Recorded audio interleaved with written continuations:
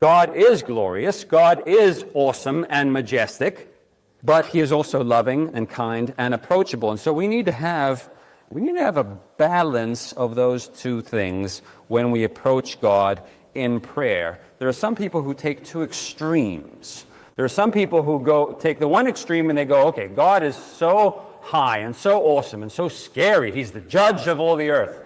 And so that leads many to either not pray because God is not approachable, or sometimes find other mediators by which we can approach God.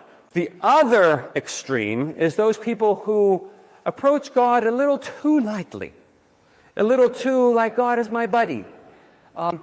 Use phrases like, speaking of God, like, oh, the man upstairs, or the big guy.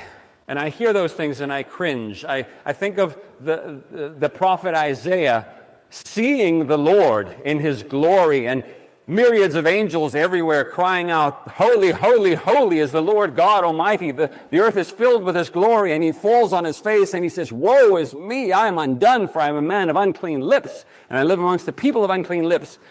And then he goes out and friends of his say, hey, Isaiah, what happened? And he says, hey, I spoke with a big guy. And you're like, no. Let's tone down how loose we may be. So we have the privilege of approaching this awesome God, but we are to do it with reverence.